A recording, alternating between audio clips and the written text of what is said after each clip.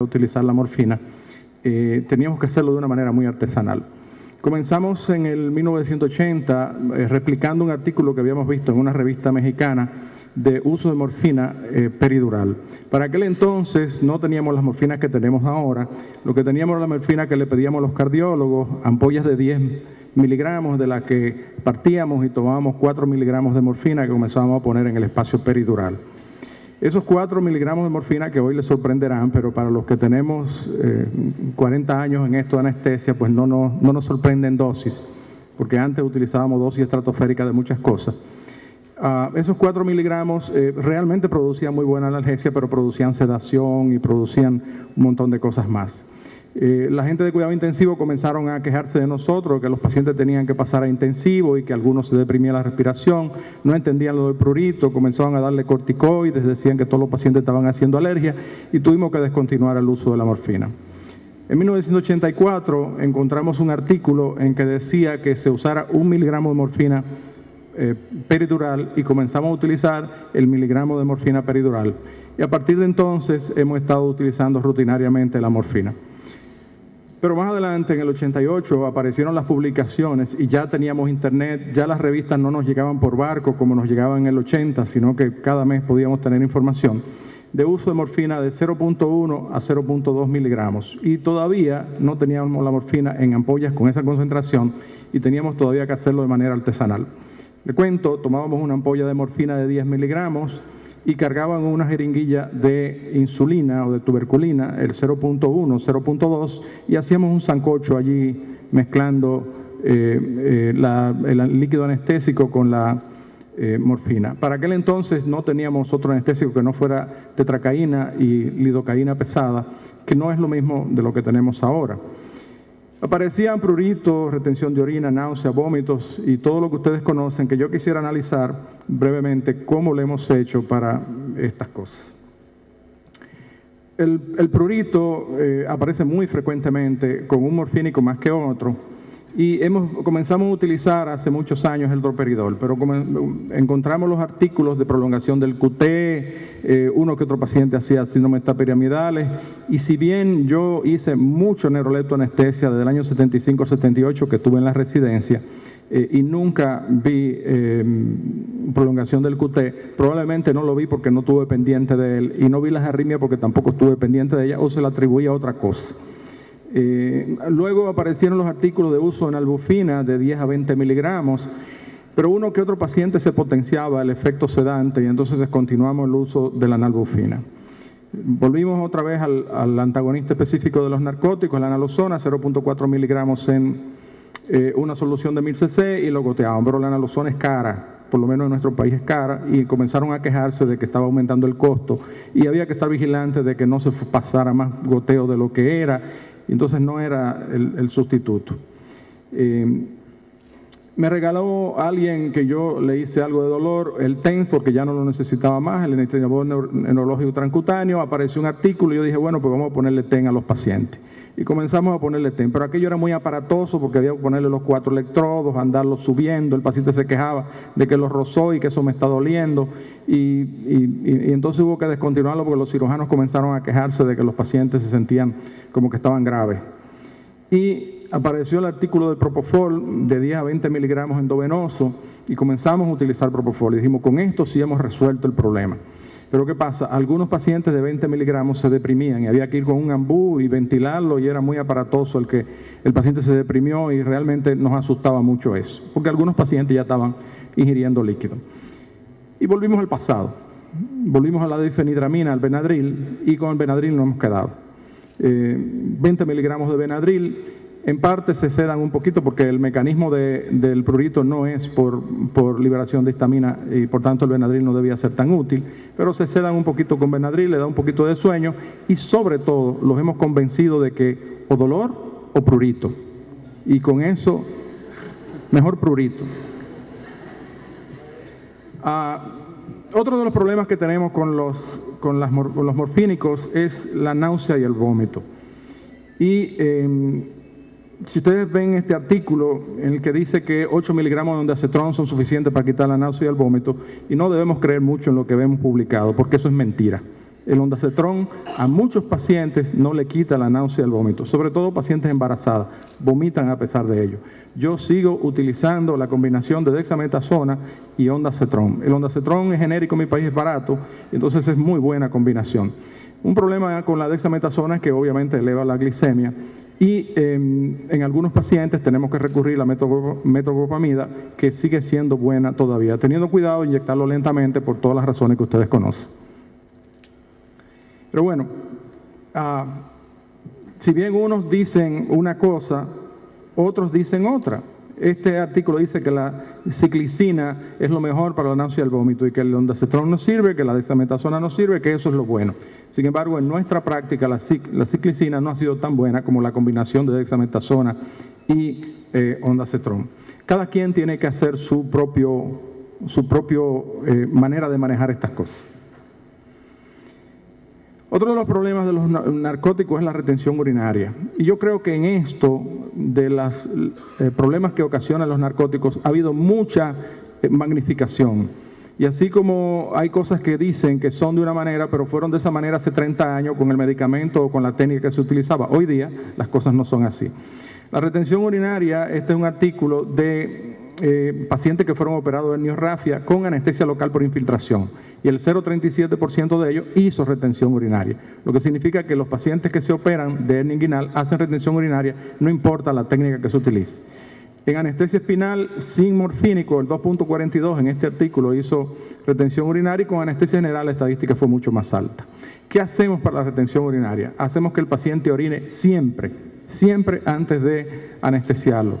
Y tan pronto se reinicia, el paciente tiene alguna sensación, lo estimulamos a orinar. Orina porque si no va a haber que ponerte sonda. Orina porque si no va a haber que ponerte sonda. Y orinan.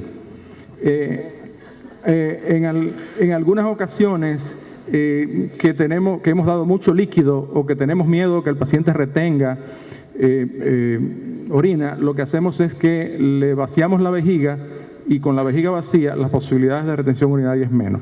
Pero hay que tener en cuenta que con los presentes, las gentes longevas retienen más orina. Hay que tener presente que la próstata grande retiene más orina. Sin alusiones personales, doctor Cataneo. Entonces, en esos pacientes, si utilizamos morfínicos, tenemos que saber que vamos a tener que ponerle una sonda, porque de lo contrario va a haber que sondearlo en la cama, que es más molesto.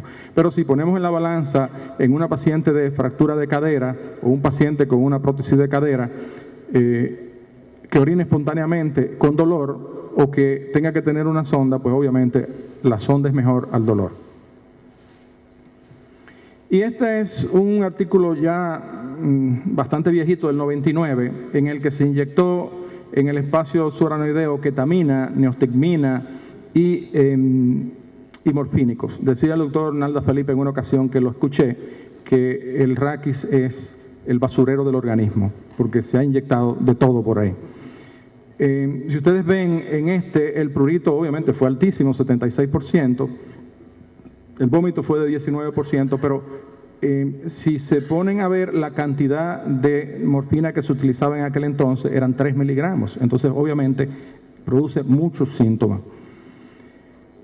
La depresión respiratoria, en los últimos años, ya no hemos tenido depresión respiratoria, diré que en los últimos 10 años, a excepción de una paciente que me hizo depresión respiratoria, pero que estaba consciente, lúcida, sudorosa, con la cara enrojecida y respirando a 8 por minuto.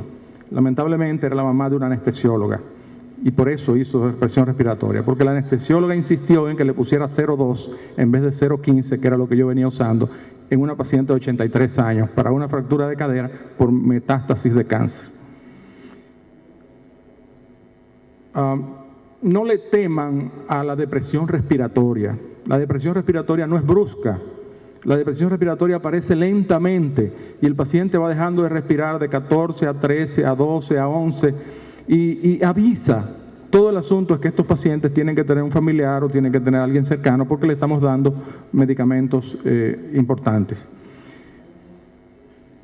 Esta estadística, como ustedes ven, habla de depresión respiratoria de 8.75%, pero si analizan van a ver que es utilizar morfina 3 miligramos y con esta dosis hoy se dice, la morfina produce depresión respiratoria, pero obviamente con este bombazo tenía que haber depresión respiratoria.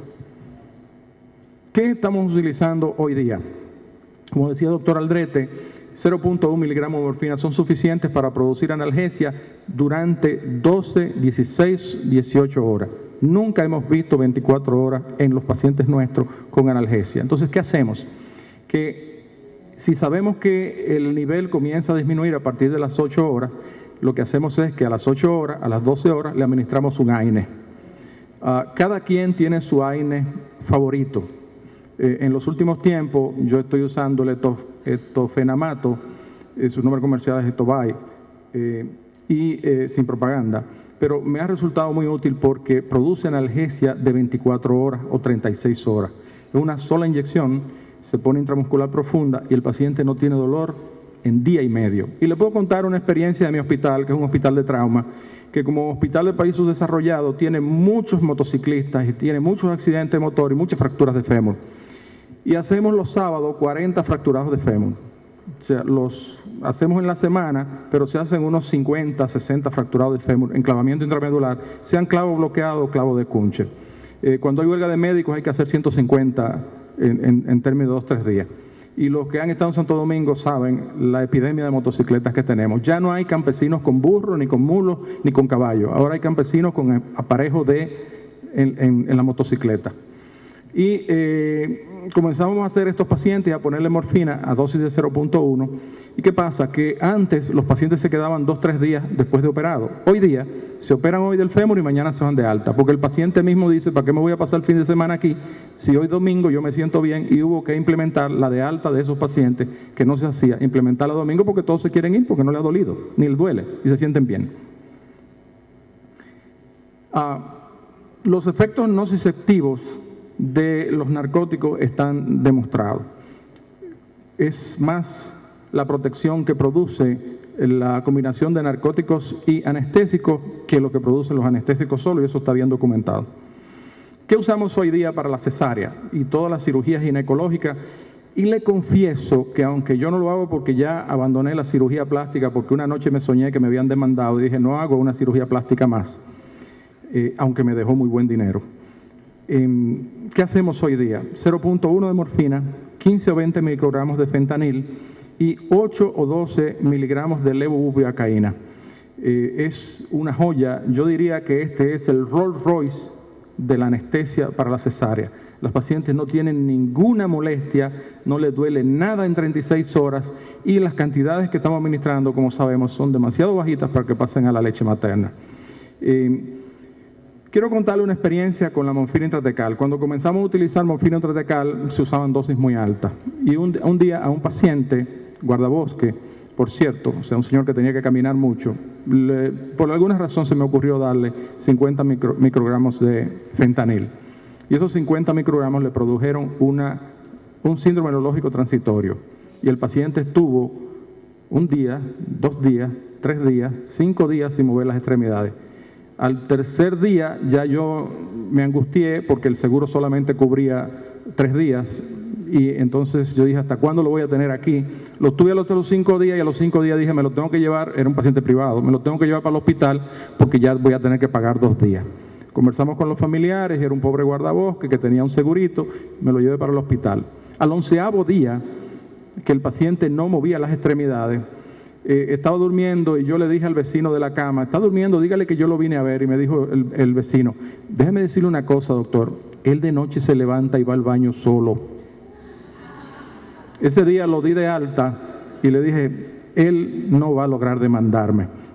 Entonces no se quería ir y lo levantamos con el andador y lo pusimos en el pasillo y me puse de frente y yo soy medio grosero, la verdad, no sé si lo han notado.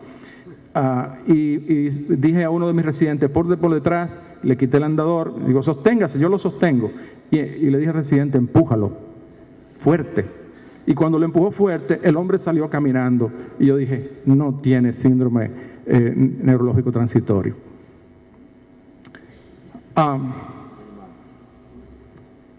Hay neostigmina, clonidina, fentanil, sunfentanil, todo se ha inyectado. Pero bueno, en este editorial de la revista Anesthesiology del 30 de julio pasado, concluye diciendo que todos parecen tener un potencial bajo de neurotoxicidad basado en los estudios de laboratorio y el amplio uso clínico. No le teman a los morfínicos, no se deprime la respiración si usted lo usa juiciosamente. Muchas gracias.